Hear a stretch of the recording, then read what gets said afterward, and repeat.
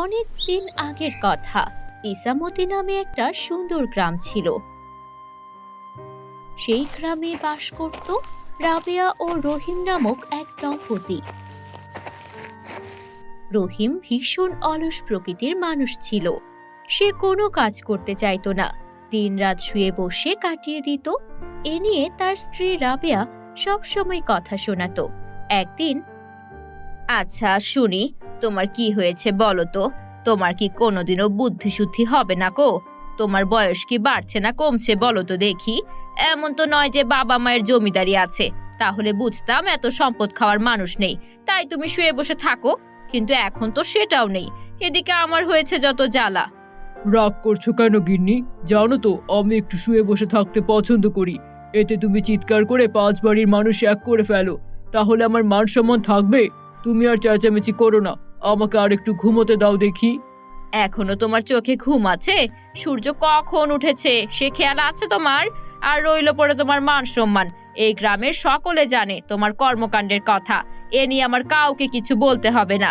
যে সারা জীবন শুয়ে বসে দিন কাটায় তার আবার মান সম্মান? হ্যাঁ, আমি কাজ না করলেও তোমাদেরকে তো না খেয়ে থাকতে হয় না, তাহলে আমার শুয়ে বসে থাকা নিয়ে তোমার এত মাথা ব্যথা কেন? আমি এভাবেই আজীবন থাকতে চাই, তুমি এ নিয়ে কোনো কথা বলো না আমাকে। কেন গো, তোমার এত গায়ে লাগছে কেন? আমি কি ভুল কিছু বলেছি নাকি? তুমি যেমন তাই তো আমি বলেছি, তুমি কাকে বলবে বলো গিয়ে। আমি এটা ভয় পাই না, লোকে আমাকে কি শাস্তি দেয় আমিও দেখতে চাই। আমাদের যে একটা মেয়ে আছে, তার ভবিষ্যতের কথা তো ভাবতে হবে তোমার, সেদিকে কি খেয়াল আছে? না, এটাও ঘুমের সাথে শেষ হয়ে গেছে যে ও বড় হচ্ছে। আর রইলো আমাদের খাওয়া দাওয়া, এগুলো তো আমাকে কষ্ট করে জোগাড় করে রান্না করতে হয়, সেই খেয়াল তো তোমার থাকে না কখন কি লাগবে। তোমার শুধু সময় মতো খেতে পারলেই হলো, কোথা থেকে এলো তার খোঁজ করার আর দরকার নেই। রহিম শুয়ে শুয়ে বলে, আজকে তোমার কি হয়েছে গিন্নি? আমি তো ছোটবেলা থেকেই এরকম, তুমি তো এসে নিজের চোখেই দেখেছো, তাহলে আজকে তুমি এত রেগে যাচ্ছ কেন? সময় হলে আমি ঠিকই কাজ করব, কাউকে কাজের জন্য বলতে হবে না। এই কথা শুনে রহিমের স্ত্রী আরো রেগে যায়, আর রেগে গিয়ে বলে, তোমার কাজ করার সময় কখন হবে গো? আমাকে বলো তো, আমিও একটু শুনে রাখি। তোমার এখন সময় হচ্ছে না, পরে যখন তুমি লাঠি নিয়ে হাঁটবে তখন তোমার কাজ করার সময় হবে না, এ কথাই বলছো তো? আহা, না না গিন্নি, তুমি রেগে যেও না তো, আমি কাজ করব, তুমি আর চিন্তা করো না। আমাদের মেয়েকেও আদর যত্ন করে মানুষ করব। ও আচ্ছা, তা সেই দিনটা তোমার কবে আসবে আগে এটা বলো শুনি। এ বাড়িতে বিয়ে হয়ে আসছি, আজ অবধি তোমার এ কথা শুনেই আসছি, তাই আর আমি তোমার কোনো কথাই বিশ্বাস করতে পারি না গো। তুমি যেদিন কাজ করবে আমি সেদিনই বিশ্বাস করব।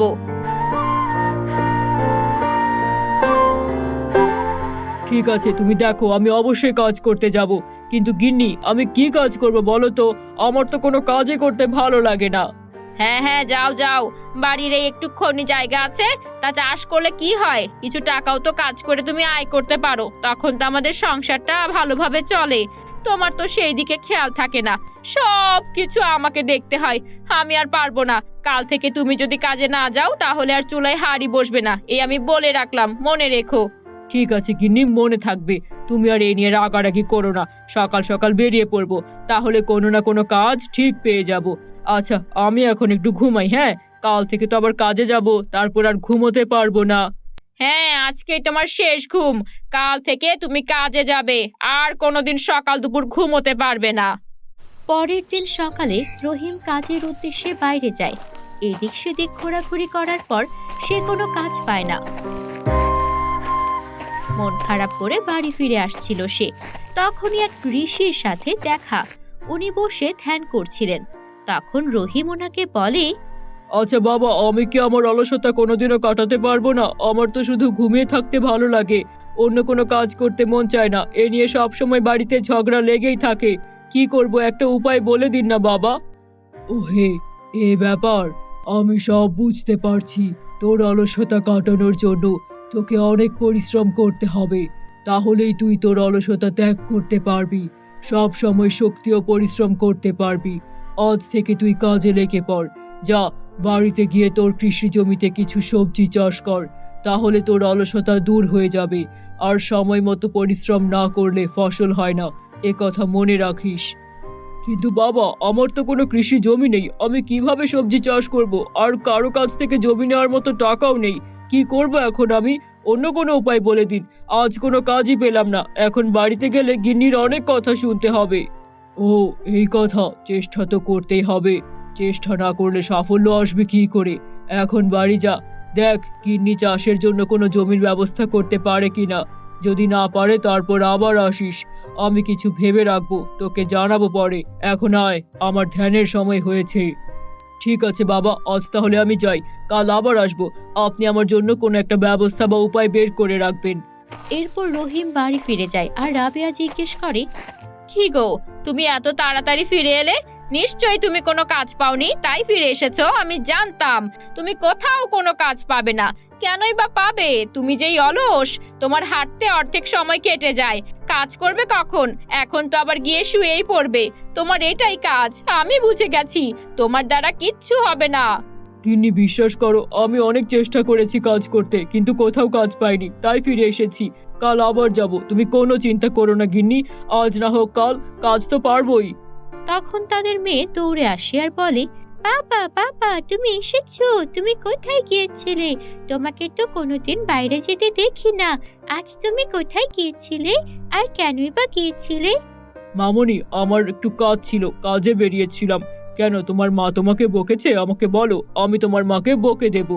ও গিন্নি, আমাকে কিছু খেতে দাও, বড্ড খিদে পেয়েছে। সারাদিন হাঁটতে হাঁটতে ক্লান্ত লাগছে, একটু খাওয়া দাওয়া করে বিশ্রাম নেব। আর পারছি না, দয়া করে আর রাগ করো না গিন্নি, কাল সকালে আবার কাজ খুঁজতে যাব। হ্যাঁ, তুমি তো এটাই বলতে পারো, কোনো কাজ করতে পারো না ঠিক করে। ঠিক আছে, আজকে না হয় মানলাম, কিন্তু কালকে আর এটা হবে না। তোমাকে কাজ করতেই হবে, নইলে বাড়িতে জায়গা হবে না। এই নাও, কিছু খেয়ে নাও। বাড়িতে যা ছিল তাই রান্না করেছি। কালকে বাজার না আসলে আর রান্নাও করতে পারবো না। খাওয়া দাওয়া শেষ করার পর রহিম আবারও ঘুমিয়ে পড়ল। আর ঘুম থেকে উঠলো একদম সকালে। উঠেই কাজে বেরিয়ে যায়। আর যাওয়ার পথে ঋষির সাথে আবারও দেখা হয়। রহিম তাকে একই কথা বলে। তারপর ঋষি অমনি একটি জাদুর লাউ গাছ প্রকট করে আর রহিমকে বলে, ধর এটা। বাবা, এটা তো কোনো সাধারণ লাউ গাছ। এটা দিয়ে আমি কি করব? কাজ না করে টাকা না নিয়ে বাড়ি ফিরলে আমার গিন্নি আমাকে আবার বকাবকি করবে।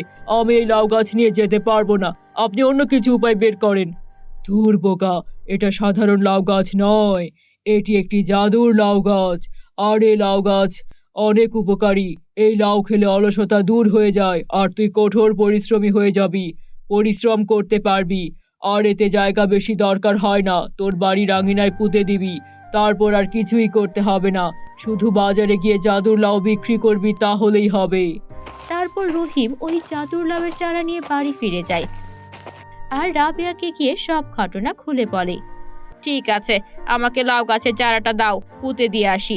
দেখি এই জাদুর লাউ গাছের কি এমন বিশেষত্ব। এরপর রাবেয়া তাদের ঘরের সামনে জাদুর লাউ গাছের চারা মাটিতে পুঁতে দেয়। আর কিছুদিন পর জাদুর লাউ গাছটা বড় হয়ে যায় আর অনেক জাদুর লাউ গাছে লাউ ঝুলে থাকে। তা দেখে রাবেয়া বলে, দেখেছো, আমাদের জাদুর লাউ গাছের মধ্যে অনেক জাদুর লাউ হয়েছে। এখন তা বাজারে বিক্রি করতে হবে। একদিন এই জাদুর লাউ মানুষ খেতে পারলে তোমাকে আর জাদুর লাউ কষ্ট করে বাজারে নিয়ে যেতে হবে না। সবাই তোমার বাড়ি থেকে নিয়ে যাবে। সত্যি বলেছো, এটা তো আমি ভেবে দেখিনি।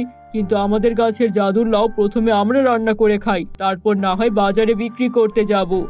এই কথা তুমি ভালোই বলেছো গো। ঠিক আছে, আজকে তাহলে জাদুর লাউ রান্না করব, তারপর আমরা সবাই খাবো। আর আমাদের সবার, বিশেষ করে তোমার অলসতা দূর হয়ে যাবে। তুমি অনেক পরিশ্রমী হয়ে উঠবে, আর আমাদের কষ্ট থাকবে না। এরপর রাবেয়া জাদুর লাউ রান্না করে আর সবাই খায়। তারপর তারা সবাই অনেক পরিশ্রমী হয়ে ওঠে, আর কোনোদিন অলসতা তাদের কাবু করতে পারেনি। পরের দিন সকালে রহিম বাজারে যায় জাদুর লাউ নিয়ে। সে বিক্রি করার সময় সবাইকে বলে, নিন নিন দাদারা, দিদিরা, এই যে লাউ নিন। এই লাউ সেই লাউ নয়, এটা একটা জাদুর লাউ, যা খেলে সবার অলসতা দূর হয়ে যাবে। আর একবার খেলে বারবার খেতে ইচ্ছে করবে।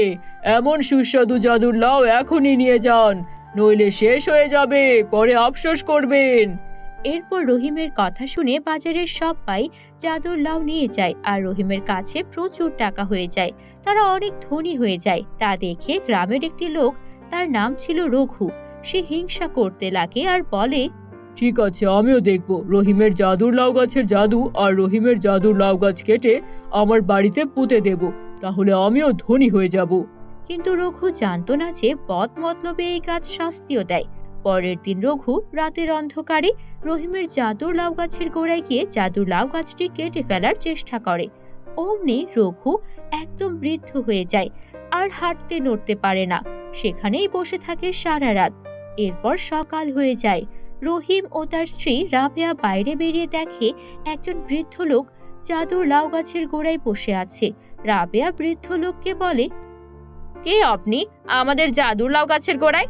আপনাকে তো আগে কখনো দেখিনি। এরপর বৃদ্ধ লোকটা বলে, আমি পাশের বাড়ির লঘু, আমাদের ধনী হয়ে যাওয়া এই লোভ পেয়ে বসেছিল। তোমাদের ধনী হয়ে যাওয়া দেখে আমার হিংসা হয়, আর এই লোভে পড়ে তোমাদের জাদুর লাউ গাছটি কাটতে গেছিলাম, আর অমনি আমি বৃদ্ধ হয়ে যাই। আমাকে ক্ষমা করে দাও ভাই, আমি লোভে ও হিংসায় পড়ে এই কাজ করেছি।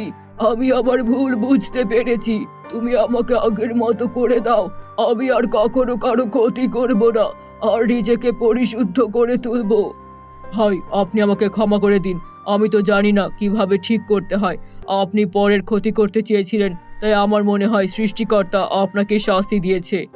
এরপর গ্রামের লোকটি মানে রঘু বৃদ্ধই থেকে যায়, আর কোনো দিন সে আগের রূপ ফিরে পায়নি। আর অন্যদিকে রাবেয়া ও রহিম তাদের মেয়েকে নিয়ে সুখে শান্তিতে দিন কাটাতে লাগে। তাহলে বন্ধুরা, বলো তো আজকের এই গল্পে অসৎ লোকটি কে আর কেন হয়েছে তা কমেন্টে জানিয়ে দাও।